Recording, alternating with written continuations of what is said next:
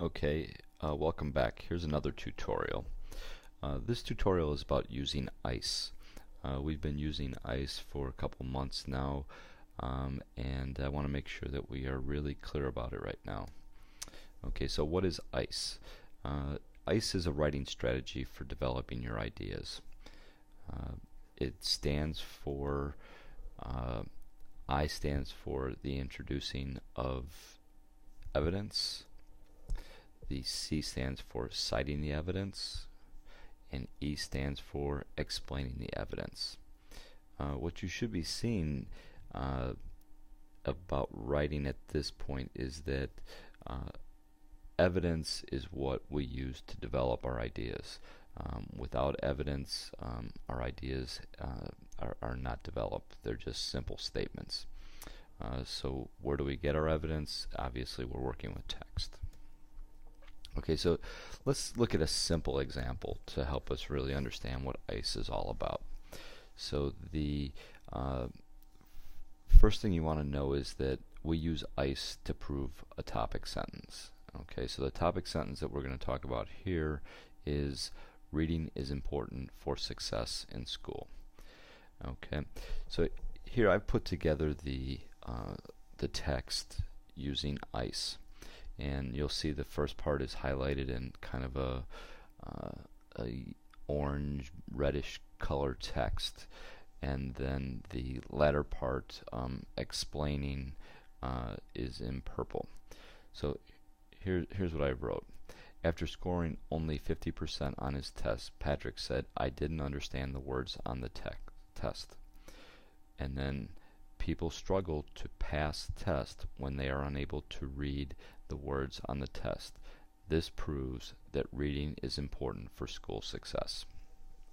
Okay, so let's look at each of these components of ICE in isolation. So first of all, the introduce and cite is actually in one sentence here. After only scoring 50% on his test, Patrick said, "I didn't understand the words on the test."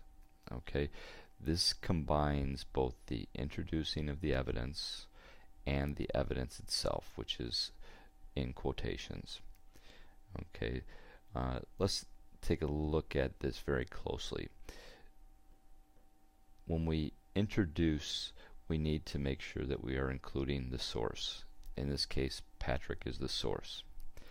The other thing is evidence is always delivered in the form of a quote, and that evidence is introduced in this case through the use of time after scoring only 50% on his reading test. So evidence can be introduced using time. There may be other ways, but right now we are using time a lot, especially when we're talking about historical explanations. Okay, let's move on to the explanation part of ICE. So here the text read, "People struggle to pass tests when they are unable to read the words on the test. This proves that reading is important for success in school." Okay, let's look at this closely. Notice the first part here. People struggle to pass tests when they are unable to read the words on the test.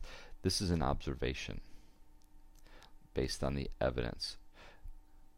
In particular, it's hard to pass a test when you don't understand the words. Most of you will agree to that. If you don't understand the words on the test, it's very unlikely that you'll score well. The other thing you want to be paying attention to here is that statements about what the evidence proves. That's the last part. So you always want to be talking about proving the topic sentence. In this case, that reading is important for success in school. Okay.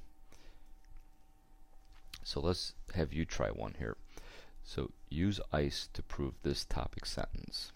Teachers need to have patience with their students. I'm sure a lot of you will have fun with this. Again, you want to introduce your evidence, you want to cite your evidence, and you want to explain what your evidence means in relation to patience with their students. Okay, again, if you have any questions, you can rewind this, you can post to the blog, or ask me in school. See you later. Bye.